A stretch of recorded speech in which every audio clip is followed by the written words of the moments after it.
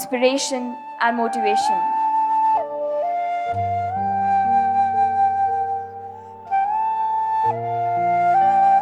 For the last time, I request the audience of Block 5 and Block 6 to please occupy the vacant space at the back of the main pandal at the left way to witness such a prominent personality in front of us, a dynamic leader for each and every person throughout the world.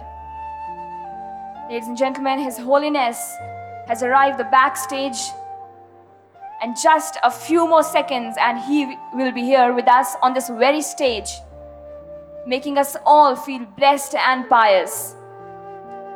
So be ready to welcome him with a very big, huge round of applause.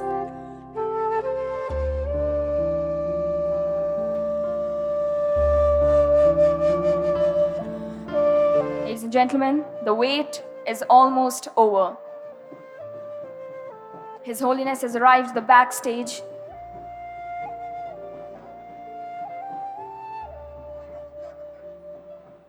University, as the most anticipated and auspicious moment is finally here. We have, ladies and gentlemen, accompanied by Honorable Chancellor Sardar Satnam Singh Sandhu in a way that everyone gets benefits. Yes, ladies and gentlemen, indeed, a moment that we cannot forget the most of our lives now. What an auspicious and pious moment for all of us to have with us the legendary His Holiness 14th Dalai Lama, the most prominent spiritual leader, lighting the lamp of unity, knowledge and strength, and paving the path of all of us for acquiring our inspirations and acquiring our dreams. I always start my talk to use the word brothers, sisters. I feel actually 7 billion human beings on this planet is actually our brothers, sisters. I really try to promote deeper understanding.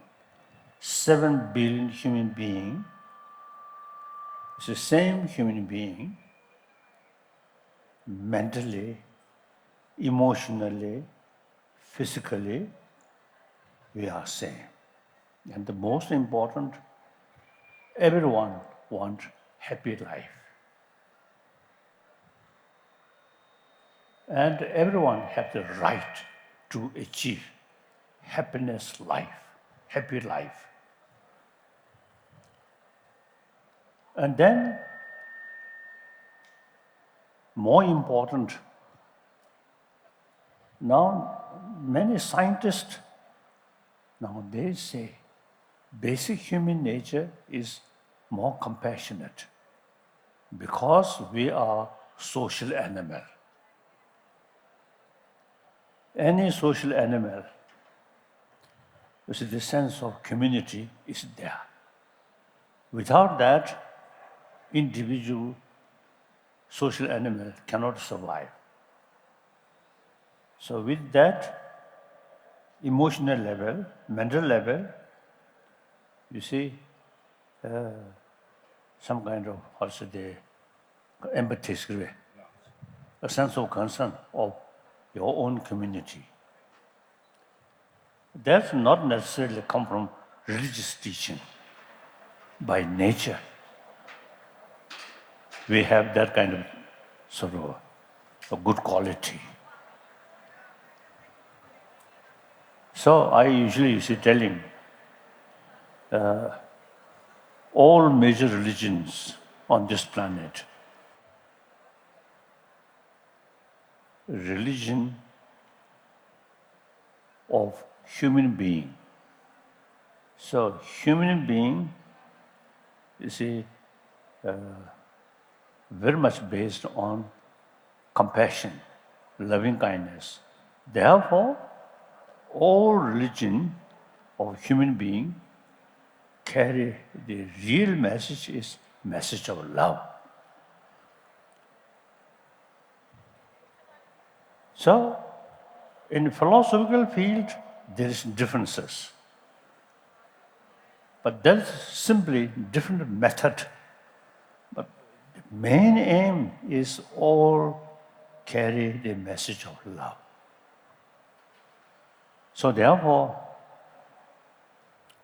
the loving kindness, when our life start, the mother's tremendous loving kindness, with that we survived. Without that, we can't survive. So our life start from that.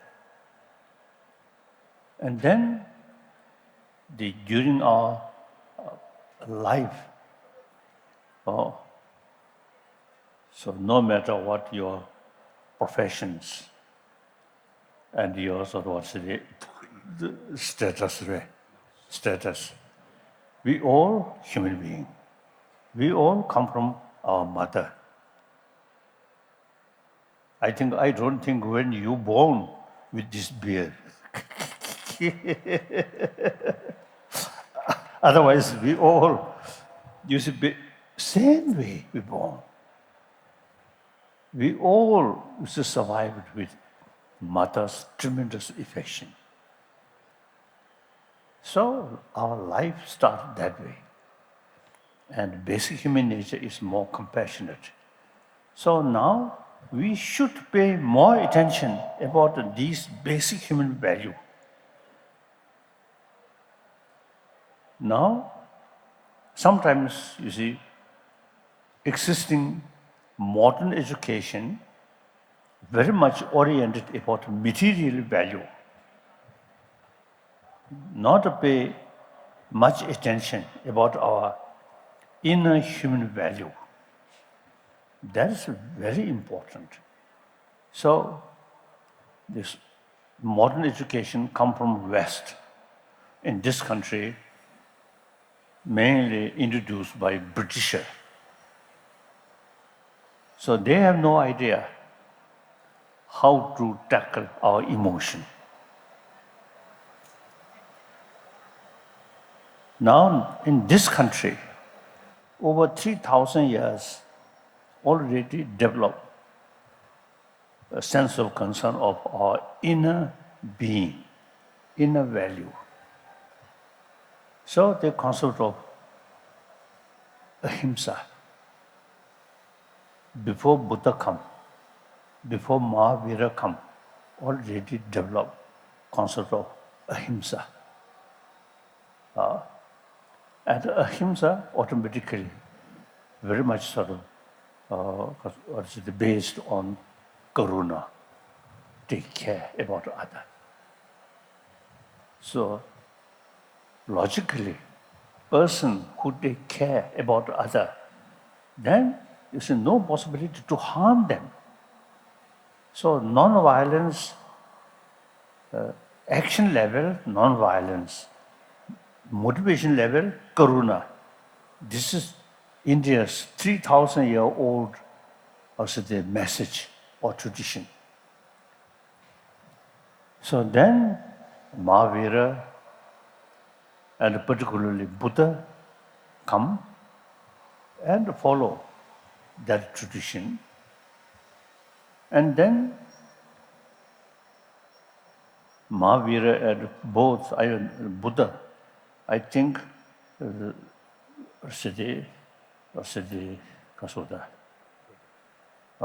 make effort to promote the concept of ahimsa and karuna, and particularly Buddha. He himself, you see, firstly, the prince of one small kingdom, right? Then he, you see, left the small kingdom's family and then remained in remote area. And then he practiced meditation, existing sort of tradition of India. Then eventually, you see, he became Buddha, enlightened. So he taught us certain sort of the complicated philosophy sort of the philosophy. So in philosophical field, Buddha made, I think, a lot of contribution. So as soon as Buddha enlightened, you see, he expressed, now I found certain sort of philosophical sort of concept. But this moment, you see, publicly, or say they, because of mention, it won't sort of much help. So he preferred remain silent. Then next 40 days, he completely remained silent. So that's the, because you see, Buddha found or developed a certain philosophical view that's not common with people. So he remained silent. So then, therefore, this country, India, Bharat, we usually call Arya Bhumi, land of Arya. Aryan, two sort of meaning, some sort of racial. One, Aryan means people who have deeper understanding, deeper realization. That we call Arya. So this land, usually we refer land of Arya, Aryan.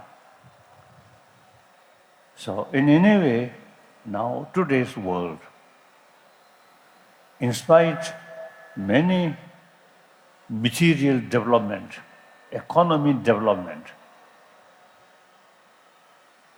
with modern education, technology, science, these things.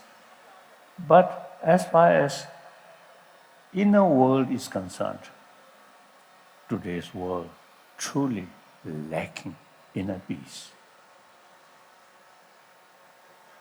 A lot of jealousy, a lot of anger, fear. So now, materialistic education not adequate to deal these inner problems. Now here, the India's tradition, mainly message of Karuna and Ahimsa, is truly, I think, the message which very much relevant to today's world. So now, I am 84-year-old. So now I realize, now India's 1,000-year-old tradition, how to tackle our emotion. And that also, according to Indian tradition, secular way, not based on religion. So that I really feel world need that secular way. So religious belief is personal, private matter. But the peace of mind and how to tackle when irritation come, when anger come, how to tackle these things is as an academic subject. So world need these 1,000-year-old India's knowledge. I'm a student of Indian tradition. Since the 8th century, the Tibetan king,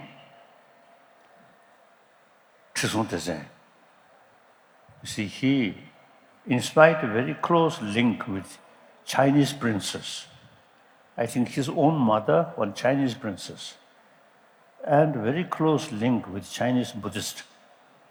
But he decided Buddhism should bring to Tibet directly from Nalanda tradition. So at that time, he invited the top master at that time of Nalanda, that's Shantarakshita. So Shantarakshita's own age, according to some Indian historian, they say over 70-year-old person. But he accepted. So he came to Tibet, and then he introduced Buddhism according to Nalanda tradition. So there is Pali tradition, Sanskrit tradition, Nalanda Sanskrit tradition. The differences, Pali tradition very much based on Buddha's own quotation. The Nalanda tradition extensively use investigation, logical approach. The Shantarakshita himself, great logician and philosopher. So he introduced to Tibet the Nalanda tradition. So we extensively use logic. So whenever we heard or saw something, the immediate reaction is, why? Why? Not say yes, yes. We always, you see, they investigate or interest. What is the reason? Even Buddha says something. Investigate. Why Buddha taught that? When we, through investigation, when we found some sort of contradictions, then Buddha's own word, with respect, we reject Buddha's own word. That's Nalanda tradition. Like Nagarjuna, Bhuttapalita, Chandakirti, all these Nalanda masters investigate, make distinction. This Buddha's teaching we can literally accept. This teaching we cannot accept because we emphasize more on reason rather than faith. Buddha himself, you see, told us, "Oh, my follower, bhikshus, scholars should not accept my teaching out of faith, out of devotion, but rather thorough investigation." So in any way, since Buddhism, according to Nalanda tradition, you see, introduced by Shantarakshita, 8th century, so we follow. I think very sincerely, faithfully. Now over 1,000 years, till now, we kept all this knowledge. So I usually describe myself. So when you introduce, great leader or some reincarnation of our Lokachara, these are, me personally feel nonsense. Realistically speaking, I'm human being, I'm Tibetan, a Buddhist, then student of a Nalanda tradition. At least, you see, I think 13 years I study as usual way. When I carry study, there's no exception as a Dalai Lama, no. In fact, you see, my teacher, my tutor, always keep on whip to threaten me. So we, as normal monk student in these big monastic institutions, I study. So our way study is root text, learned by heart. Then commentary. These root texts wrote by many Nalendra master. And then commentary. Many commentary, again Nalendra masters sort of commentary. Then, of course, Tibetan commentary, and commentary wrote by Tibetan, also there we study. And then we extensively use debate. So all these, we very much sort of also the approach, logical approach. Therefore, debate is very useful, very useful. Debate is sharpening your mind. So if, may I say so, my mind quite sharp. So these are not something special, this individual person, but our tradition. You see, we extensively use logical approach like that. So now, after I came to India and also visit Europe, America, and the former Soviet Union and this area, eventually I noticed, the knowledge which we kept originally come from Nalendra. That is something really necessary to today's world. So now, firstly, India, all these, our knowledge originally come from India.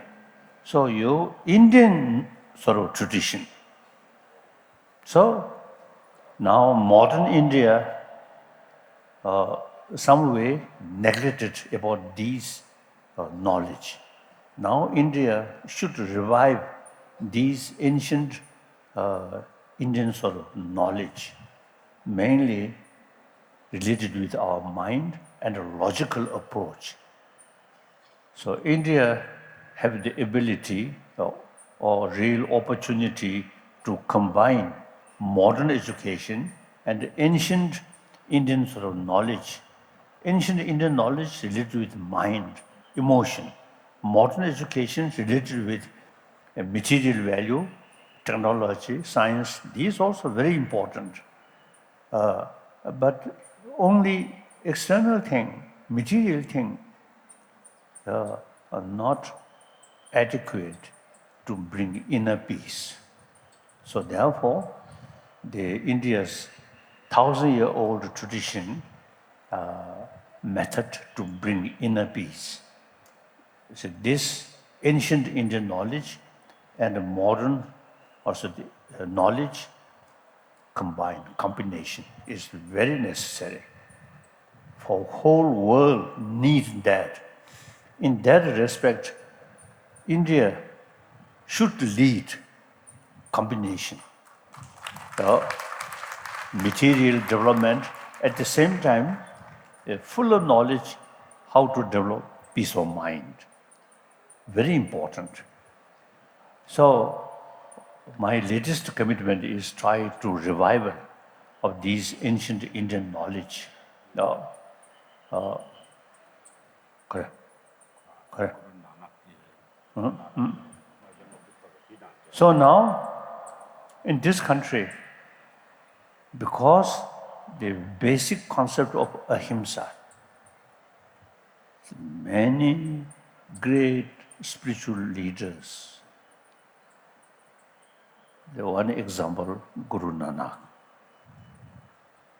Truly, I think,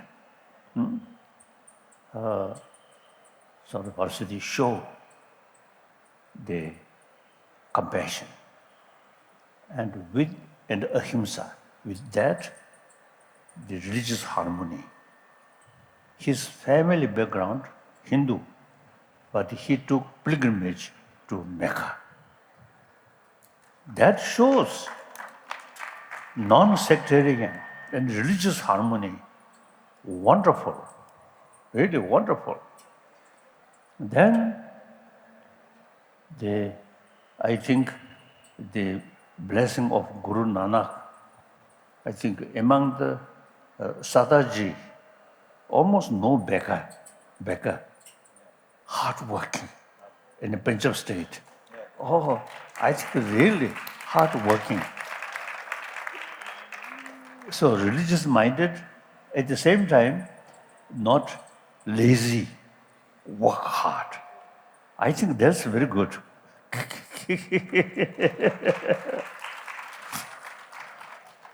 So, now you see on a special kasota. Period, also the memory about Guru Nanak. Wonderful. You see, these, I think, not only just a memory about like Guru Nanak and those great Indian sort of spiritual leaders. So we should follow their advice in our day-to-day life, should implement. That very important. So I think I feel now the most part, major sort of portion of my life spent in this country. And then also, I am longest guest of Indian government. So I really feel India is a great nation. These knowledge, you can make significant contribution for well-being of 7 billion human beings. So wherever I go, I always talk about the secular ethics on the basis of scientific finding. So 7 billion human beings, different religious faith, and some people, no faith, okay, still human brothers, sisters, but they also want peace of mind. So India's way, secular way to keep peace of mind is wonderful. So therefore, wherever I go, I always talk these things. So I myself consider messenger of ancient Indian thought. And then I also have sort of keen interest about science. And last almost 40 years, I have serious discussion with many scientists, mainly 4 fields: cosmology, the neurobiology, then philosophy, or physics, particularly quantum physics. When I discuss with a quantum physicist, so it seems we know better. Because one, you see, the great Indian nuclear physicist, nuclear physicist Rajaramana, late Rajaramana, he once told me, quantum physics in the West, something new. In this country, over 2,000 years already developed these concepts. It is very true. So, as a student of ancient Indian thought, so when I discuss with scientists about quantum physics, of course I respect, but in one side of my mind I feel, oh, I know better.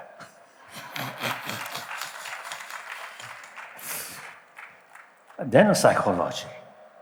Oh, ancient Indian psychology. Really wonderful, very sophisticated. So sometimes, if may I say so, when I discuss with Western psychologists, then their sort of understanding about human mind seems like kindergarten level. The ancient Indian sort of psychology, Indian sort of knowledge about mind, about emotion, how to tackle these, really highly developed. So compare that, existing Western psychology looks like kindergarten level. So there is a real sort of rooms to further develop. So as a result of a meeting with scientists, number of scientists really showing interest about ancient Indian psychology. And then the physics, particularly the quantum physics. So in Indian tradition, quantum physics utilize to antidote about our destructive emotion, such as anger and extreme attachment. Because, you see, attachment, anger, these very much based on appearances. So the way to tackle these things, if we understand the deeper reality, things does not exist as appears. Deeper level is something different. Now quantum physics, you say that at least you see material, external thing does not exist as appears. All depend on observer. So that's exactly Nalanda tradition. Nagarjuna clearly mentioned that. And the purpose, when negative emotion develop, we very much grasping something independent exists as appears. Oh. So the understanding nothing exists as appears in deeper level, different reality, then you see the intensity of the destructive emotion, they automatically reduce. So here I want to share with you now many years, you see, discussion and experiment. My conclusion is all destructive emotion, such as anger, jealousy, all these very much related with ignorance. Ignorance means, you see, they accept the reality as appears. So, all destructive emotion based on ignorance. So, no logical basis. Then positive emotion such as compassion, loving kindness, all these, you see, very sound basis. More think, more conviction come. The destructive emotion, short period, very strong, but think more, then no solid basis. For example, loving kindness, think more. They also want peace and happiness. We are social animal. I must pay their sort of happiness, respect their happiness, not harming them. Ahimsa, karuna. And then, so there's plenty of reasons.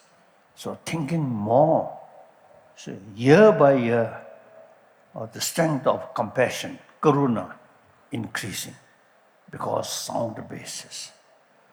Anger, all certain way, anger come. You see, you burst shouting, and even if some glass crushed. But if you feel the next 1 day, 2 day, then you feel shy. And today is your enemy, you feel very angry. But eventually that person, very possible, become best friend of you. So therefore, like anger, jealousy, these no profound basis, oh, just emotion. So there is a real possibility transform society. Too much anger, too much jealousy, too much fear can reduce, because there is no sort of logical basis. Other hand, compassion. With compassion, forgiveness. These are very sound basis. Then also many emotions, destructive emotions such as anger, jealousy, these fear, these very much related with self-centered attitude, me, that. For that, altruism, we are a social animal, respect all the community, that, you see, thinking automatically reduce the self-centered attitude. So therefore, you see, human brain, marvelous. This brain properly utilized, reasoning, investigation, then our brain intelligence combine warm-heartedness.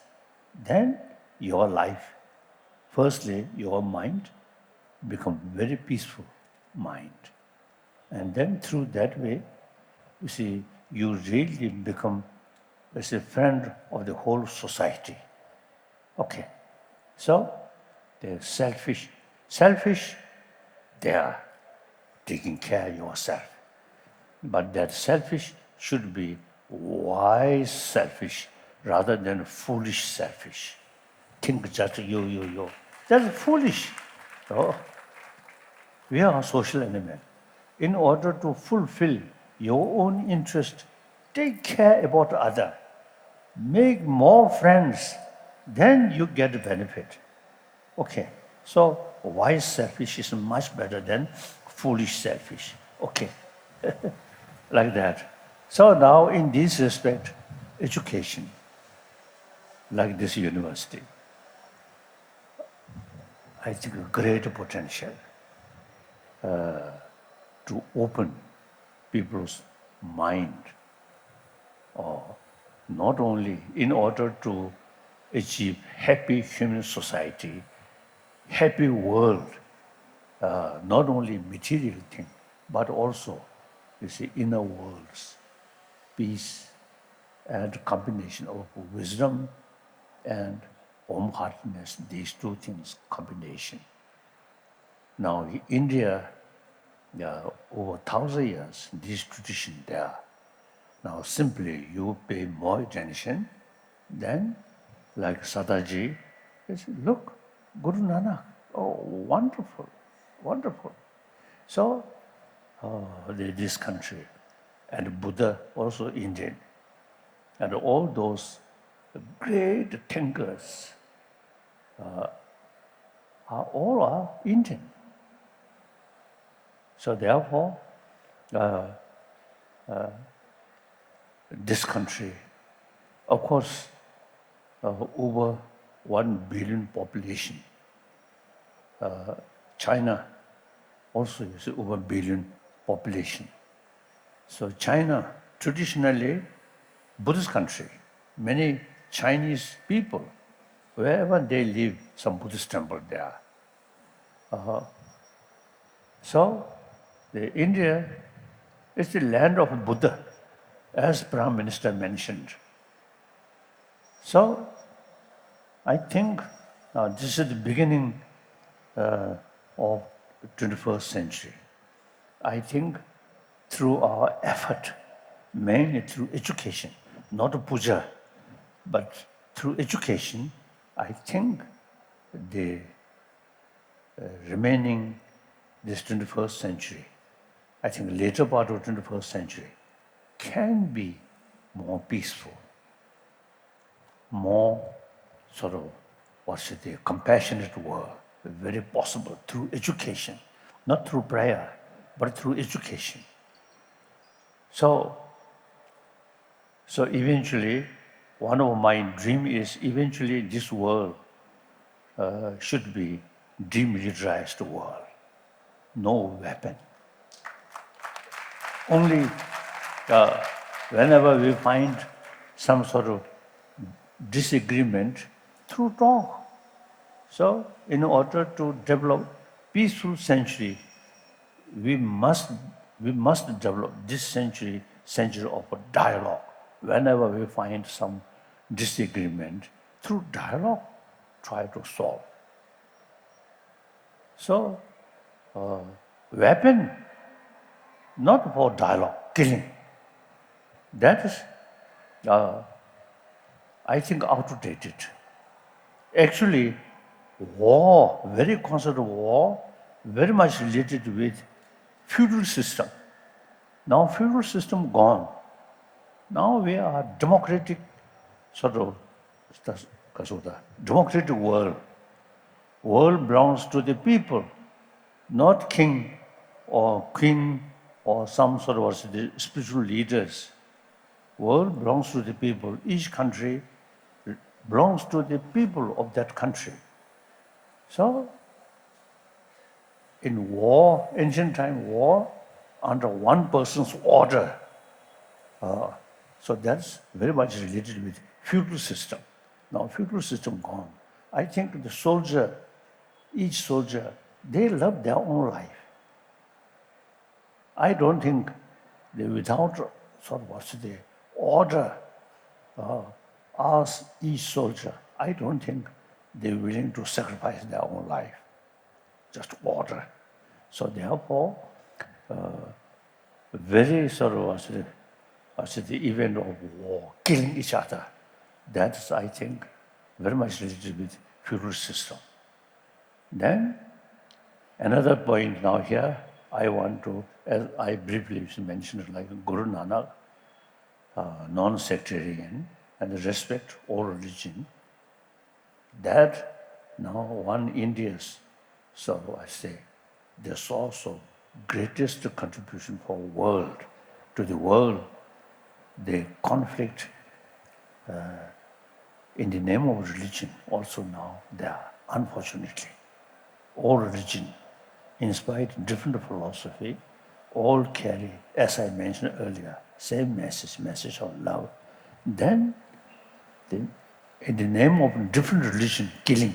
Now, for example, in Afghanistan or Syria, this area, Shia and Sunni killing each other. Unthinkable. So,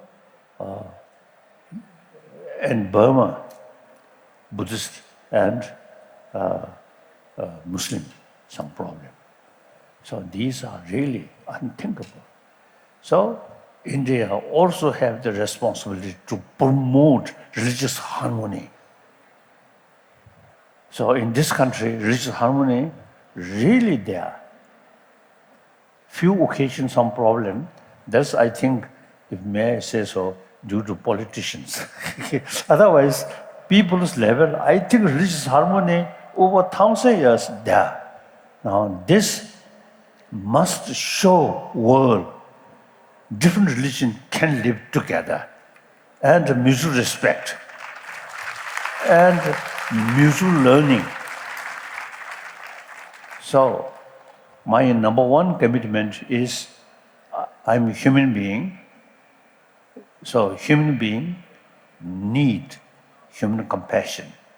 We are compassionate nature. Now through education, we should pay more attention about this inner value. Through that way, I believe 7 billion human beings, if we start in education, some sort of education about our inner value and compassion, these things, I think the later part of 21st century can be more compassionate world, more peaceful world. Then my second commitment, I am Buddhist, the Nalendra sort of student. So my second commitment is promotion of religious harmony. So I always feel India is the example religious harmony is very possible over 1,000 years. So my second commitment is promotion of religious harmony.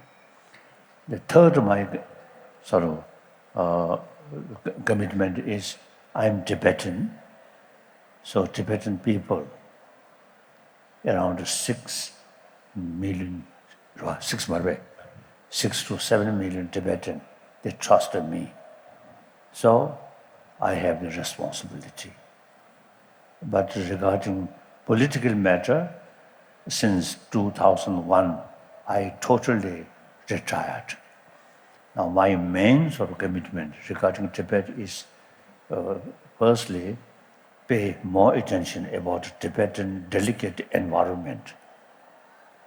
Then most important is Tibetan rich knowledge from Nalanda. I think now Nalanda knowledge available only among Tibetan, no other country. So this Tibetan, our knowledge is truly the precious knowledge for entire humanity. Therefore, you see, we must pay more attention to our knowledge which our ancestors firstly brought from India, then preserved in Tibet, then further sort of the development. Therefore, there's, I think, we can really make certain sort of significant contribution from our tradition. Okay. That's my main sort of concern as a Tibetan. Then now my latest, my commitment, or fourth commitment, is revival of ancient Indian knowledge in modern India. So now, the young students, our life, when I met old people, then sometimes I feel, you go first or me go first. When I sort of met young people, then you are the generation of future. So you are, I think, future in some extent in your hand.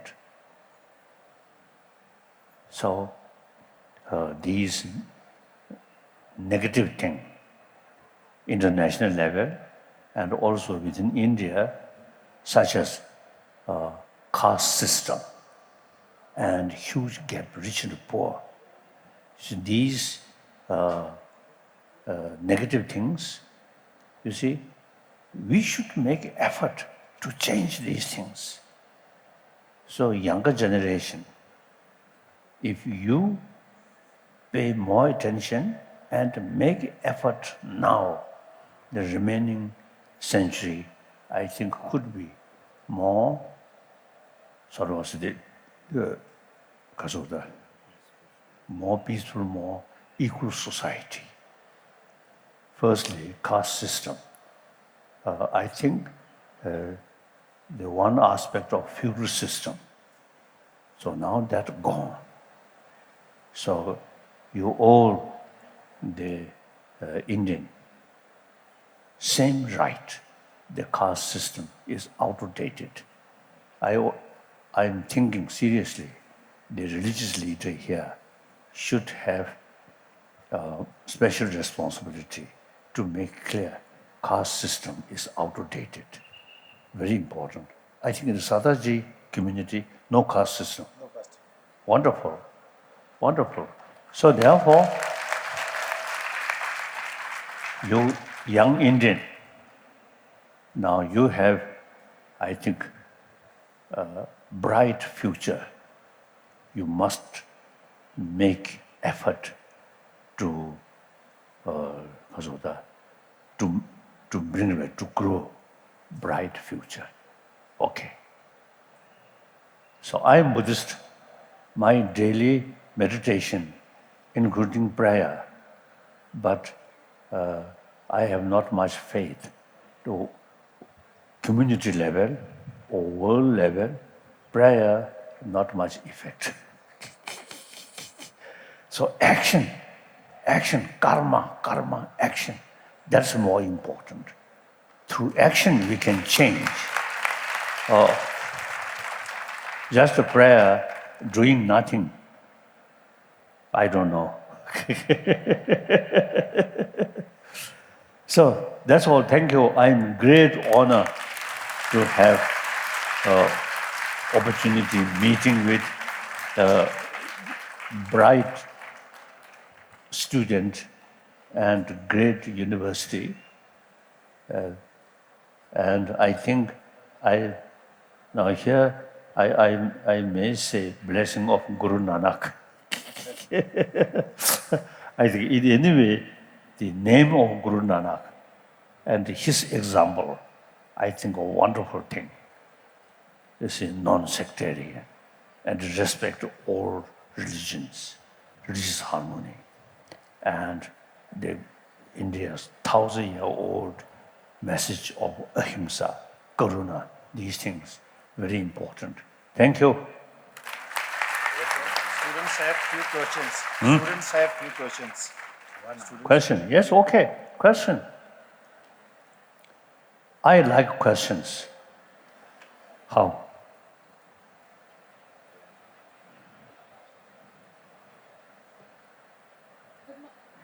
Yesterday also I mentioned. Yes? Good morning, His Highness. A very warm welcome from Chandigarh University. I'm Manvi Sharma from CSE Department, and I would like to ask that according to recent news, His Holiness has been invited by Punjab University. So, according to you, what should we do to pay real homage to Guru Nanak Dev Ji, as His Highness has been invited by the Punjab University for the celebration of Guru Nanak Dev Ji's 550th birthday celebration.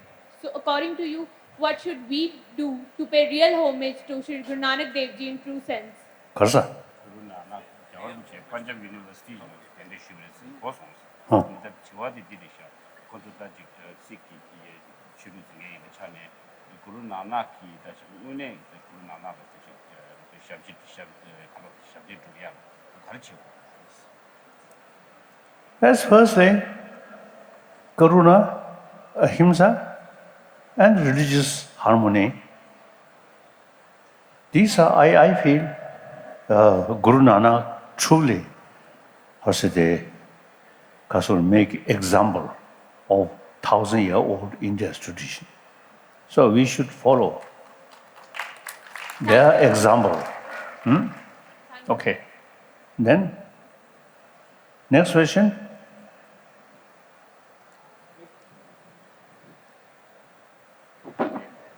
Good morning, His Holy.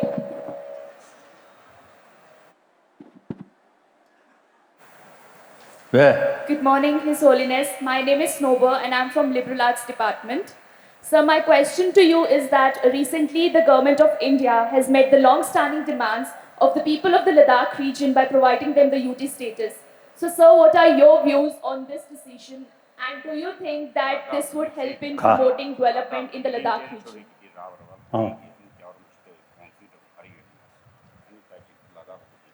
I heard many Ladakhis appreciate that. So, beyond that, I have no idea. That's for Ladakhis business. Thank you, sir. Yes. Now, next question.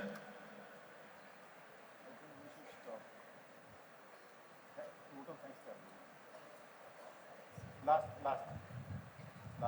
No, I think no hurry. Okay. Yes. Few more questions. Yes. Good morning, His Holiness. My question is, what's your opinion about sustainable development, since our environment getting degrading day by day for human needs? We are actually degrading human environment for the human needs. So what's your opinion about environment? Kasa. sustainable development. Ka. And some for you to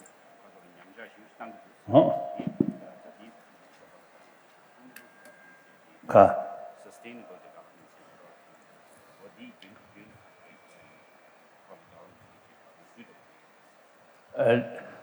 When I was in Tibet, you see, I have no idea about importance or, taking care about ecology. After I came to India, then also visit some European countries, then you see, same water, people say this water too much because polluted, you cannot drink.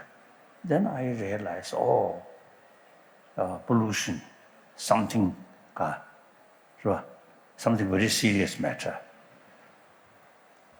And then also, you see, in Stockholm, in Sweden, in the center, one river, I was told, and some time back, no fish because too much pollution. Then the concerned people take special pay attention. The factories also then pay special attention. Then gradually some fish appears. So we can do something. And then kasa choji, 이게 kasa nangatongi, kasa ozone layer. One occasion, some scientists mentioned because we pay more attention, the damaging ozone layer reduce. So there is sort of the relation, our own sort of behavior about environment. So some factories too much use the coal, or these things now many scientists say are very harmful. So solar energy, wind energy, these things are now very important. So although basically global warming now decade by decade increasing, then finally whole sort of galaxies will burn. That is the nature process. But some sort of our way of life, carelessly about environment, that also makes some contribution regarding shorten our world's life. So we should pay more attention about environment. Thank you so much, Your Highness. This will be the last question we would be able to take for this interactive session. Yes, we have somebody in the front. Can we have the mic, please? Microphone. Here. In the front. No. Wait. Microphone.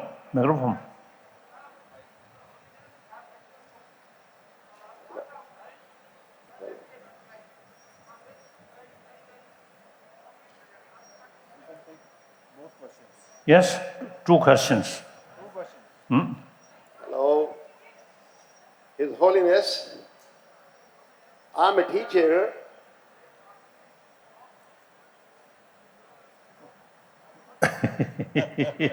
So we will be taking his question first. He's elder to me. Let him go ahead. Kasa. My question is, I have spent about 5 decades in teaching. I'm a teacher. Education cannot exist in isolation. With this atmosphere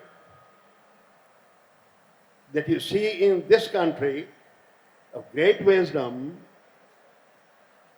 when the politics is so aggressive, His Holiness, what's the way out for education? If he could suggest only one thing for the planners of education, what would you suggest? Only one thing, what's the way out of this toxic political atmosphere? Thank you.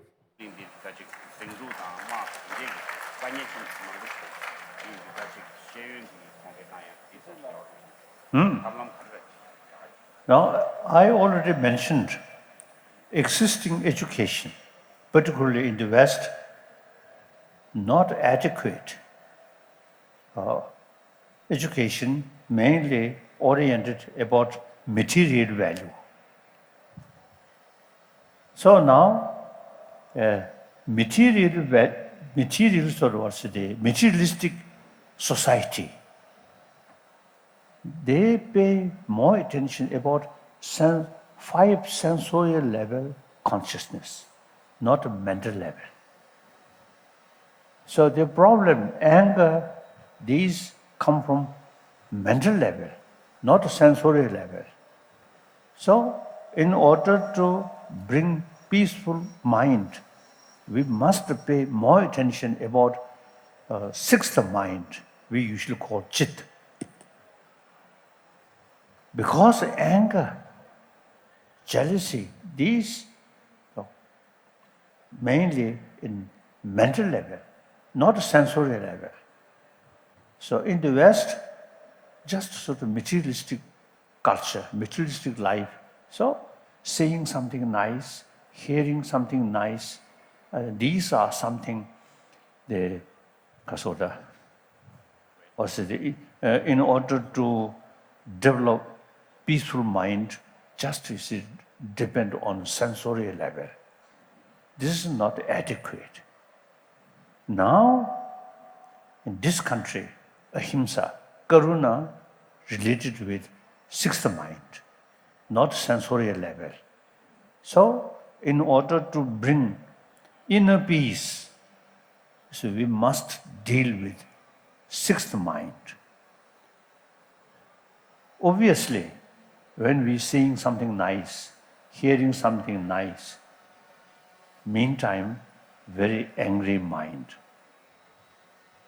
So when we really deal with mind, anger, hatred, we must deal with sixth mind, main mind. There are different level of mind, grosser level. Now, this very moment, while mind of five organs is working, sixth mind, and I think more because the one level of sixth mind. Then dreaming, sleep. I think firstly, deep sleep. Only sixth mind, no senses of organs. The sixth mind there, now deeper level, deep sleep. Then little sort of lighter, then dreams come. So there are different level of main mind. Then when we faint, the main mind further deeper. At the time of death, the deepest sort of sixth mind occur. So that is that makes connection with previous life. So some people claim memory about past life, not senses of organs. The brain, new life, new brain, so no connection. But sixth mind, more subtle level, the continuation of the mind. Without that, mind cannot develop. Therefore, the subtle level, most sort of this inner subtle level consciousness is the when dying, brain stop, the sixth mind, subtle level still there. So that make connection with next life or previous life, like that. So the explanation about those people who remember about past life, or people who remain their body remain very fresh, but actually, according to medical scientists, now brain already stopped. So, the explanation, these things on the basis of innermost subtle mind. Okay. Thank you so much, Your Holiness, for illuminating us with your words of knowledge No, and wisdom. that was Sadaji. One question, yes.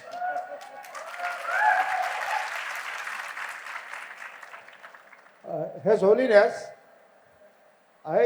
with your blessings, I had the very happy occasion, very blissful occasion of going through your book, The Art of Dying and Living a Better Life, for which I profusely thank your Holiness and seek your blessings.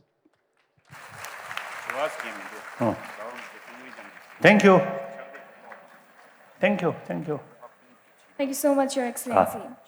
Today was indeed a day of once-in-a-lifetime opportunity, a day where we had the gracious moment of having amongst us the notable personage, His Excellency, the 14th Dalai Lama.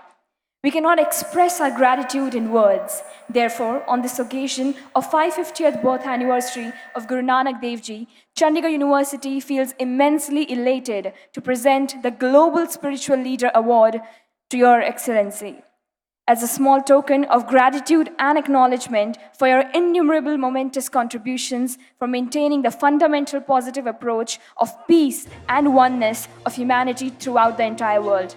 For the same, I request our Honorable Chancellor Sardar Satnam Singh Sandhu, Honorable Vice Chancellor Professor Dr. R.S. Bawa, and other dignitaries to kindly present the award to His Holiness, please.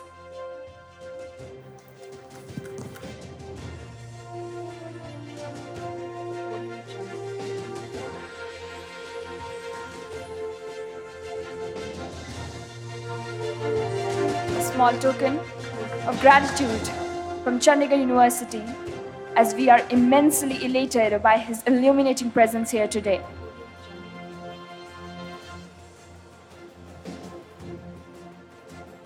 The Global Spiritual Leader Award to His Highness for his magnificent contributions, making revolutionary changes throughout the world in the field of humanity and peace.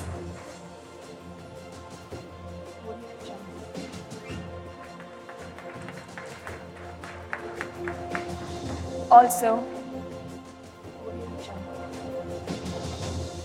a small moment of respect from Chandigarh University, the portrait of Guru Nanak Dev Ji from Chandigarh University to His Highness, who've paved the paths for humanity with his valuable actions and words throughout his life.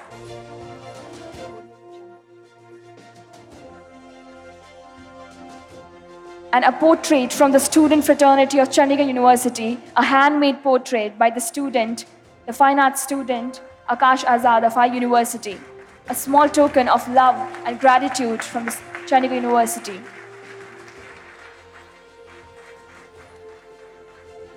I'd like to let you all know that Chandigarh University, in its endeavor to help deserving students from financially constrained families to get higher education, has brought forward a scholarship entrance test program. So we would request His Holiness Dalai Lama to launch this Chandigarh University scholarship entrance test program, an initiative by Chandigarh University to help the students from backward families to attain higher education at awardable prizes. Thank you so much. Now, to conclude this miraculously blessed event of today, which has given us lifelong teachings, I would like to call upon the dais, Honorable Senior Executive Vice President, Mr. D.P. Singh, to give the concluding remarks and present the vote of thanks, please.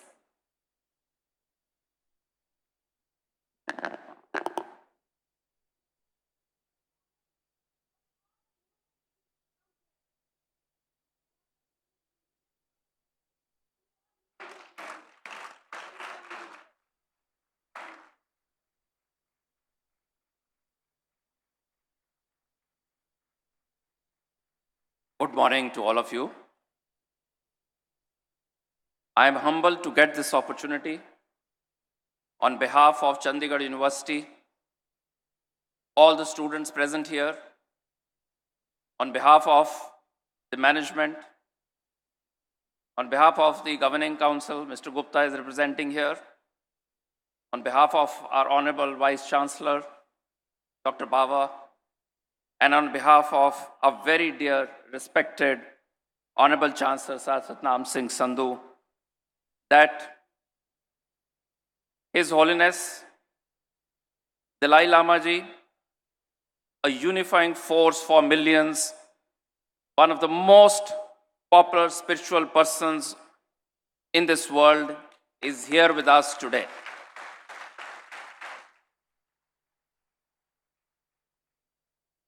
To all seated here, I have to say that his childlike smile, which I'm sure you have noticed, his childlike laughter, the halo of calmness are so endearing that one just wants to continue to look at him. The words spoken by him are one of the most respected and recognized moral voices on this planet. His reflection of the highest form of compassion, a symbol of tolerance, courage, wisdom, transformational thought, transcending all differences.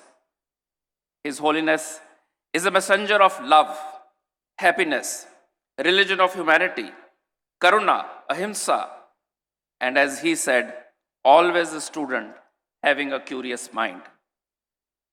His message on Guru Nanak's secularism and respect for all religions is really embedded in our hearts, and it's a very strong message that this world needs to take over. I also take this opportunity to thank all those who have accompanied His Holiness and have worked closely with the Chandigarh University teams, guiding them on all the requirements to make this event and your presence a success. Thank you very much, sir.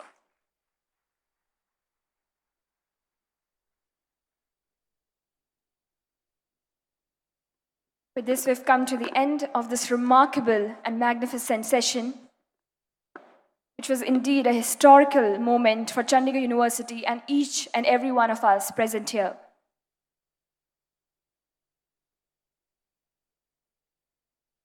The presence of His Holiness has illuminated and magnified each and every one of us present here. We cannot thank Him enough for coming here today and making us all feel so blessed to be a part of this interactive session. Indeed, one to look up to throughout our life.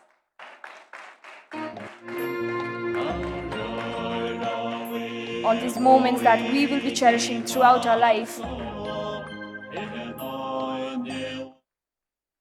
Indeed, one of the rare opportunities that we all got to catch the sight of His Holiness, the notable personage, indeed a spiritual leader, the prominent spiritual leader of the world.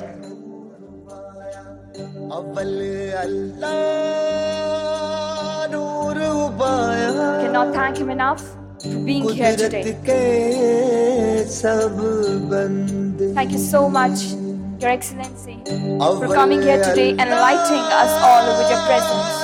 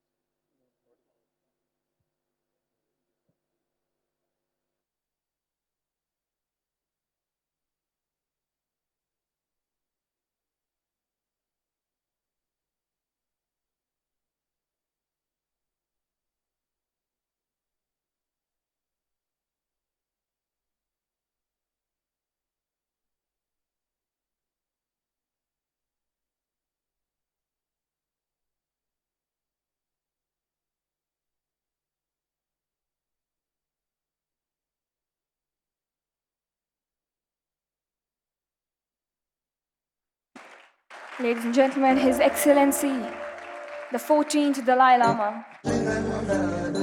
Thank you so much for being a part of this interactive session. अव्वल अल्लाह नूर उबाया कुदरत के सब बंदे अव्वल अल्लाह नूर उबाया कुदरत के सब बंदे